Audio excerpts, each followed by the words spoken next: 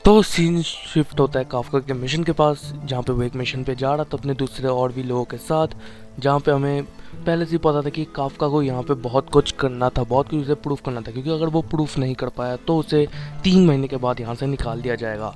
यहाँ पे हमें फिर से फ्लैशबैक दिखता है जहाँ पे जो हमारी शिनोमिया है वो काफ्का को बोलती है कि अगर किसी को पता चल गया कि तुम काइजू नंबर 8 हो तो तुम्हें पकड़ के तुम्हारे साथ एक्सपेरिमेंट कर सकते हैं। तो यहाँ पे काफ्का तो बहुत ज़्यादा डर जाता है, पर यहाँ पे अपनी जो शिनोमिया है वो खुद भी बोलती है कि अगर तुम आउट ऑफ कंट्रोल हुए तो मैं ही तुम्हें मारूंगी। यहाँ पे काफ्का तो अपना हाँ बोल के चला जाता है, पर हम लोग आते हैं अब प्रेजेंट टाइम में, जहाँ पे हमें उनका टारगेट दिखता है जो बहुत बड़ा एक काइजू होता है।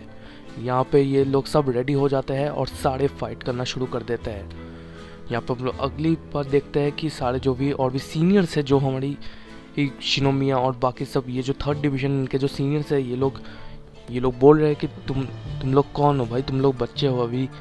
पर ये लोग देख लेते हैं शिनोमिया की पावर, 55% पावर है भाई।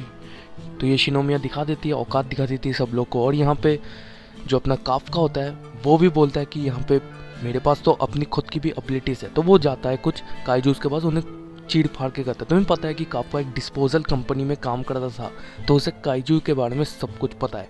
तो वो एक काइजू को खोल खोल के देखता है और वहाँ पे वो देखता है कि उनके पास एक ऑर्गन है जिससे वो रिप्रोडक्शन कर सकते हैं। अगर वो लोग रिप्रोडक्शन करेंगे तो और भी ज़्यादा काइजूस बढ़ेंगे, जो हमारी जो डिवीज़न है, ये जो डिफेंस फोर्स है, इनके लिए बहुत ज़्यादा मुश्किल की बात हो जाएगी। तो ये पहले ही वो वाइस कैप्टन को बोल देता है और वाइस कैप्टन फिर सबको बोल देता है कि इन्हें मारना होगा।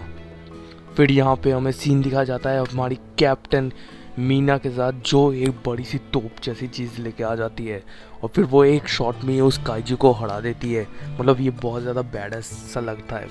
यहाँ पे फिर अपना वो जो मीना है वो अपनी पूरी पावर का इस्तेमाल करती है, जो है 96%, जो बियॉन्ड एनफ है भाई, बहुत पावरफुल अटैक है। यहाँ पे तुम सिर्फ काफ्का का चेहरा देखो, वो तो पूरा शॉक हो चुका है इतनी पावर देख के।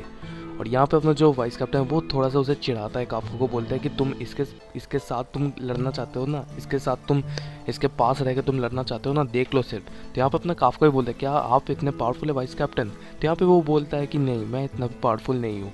बोलता है कि मैं लॉन्ग डिस्टेंस और बड़े बड़े काइजूस को तो नहीं मार सकता, पर अगर मीडियम साइज और कोई छोटा काइजू है तो उसको मैं ईजिली हरा सकता हूँ, वो मेरी स्पेशलिटी है। यहाँ पे फिर और भी हमें काइजूस दिख रहे हैं जो अटैक करने आ रहे होते हैं, पर हमें फिर दिखता है, सीन शिफ्ट होता है, हमें एक डिस्पोजल कंपनी का बंदा दिखता है जो काइजूस को टेस्ट कर रहा होता है। यहाँ पे अपना जो इचिकावा है और इहारू है, ये दोनों इसको देख लेते हैं कि यहाँ पे तुम क्या कर रहे हो, तुम तो एक डिस्पोजल कंपनी हो। पर फिर हमें दिखता है कि ये डिस्पोजल वाला जो आदमी है यही काइजू नंबर 9 होता है, और वो काइजू नंबर 9 में वो हो जाता है, ट्रांसफॉर्म हो जाता है और वो अटैक करता है। यहाँ पे अपना जो इचिकावा है वो यहाँ पे सब लोगों को इन्फॉर्म करने की कोशिश करता है, पर अपना जो काइजू नंबर 9 है वो बहुत स्मार्ट होता है, वो सारे रेडियो कम्युनिकेशन को जाम कर देता है, जिससे किसी के पास भी वो लोग कम्युनिकेट ना कर पाए। अब वो बोलता है कि मैं तुम लोगों को मारूंगा और तुम लोगों को मैं अपनी लेबॉर्ट्री लेके जाऊंगा और तुम्हारे साथ एक्सपेरिमेंट करूंगा।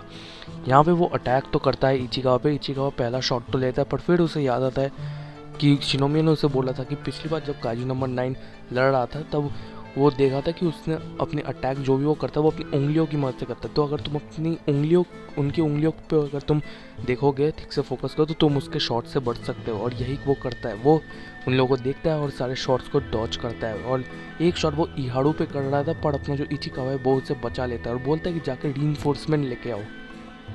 यहाँ पे वो काइजू नंबर 9 और भी सारे अटैक्स करता है, पर अपना जो इचिकावा है वो तो सब डॉच कर लेता है।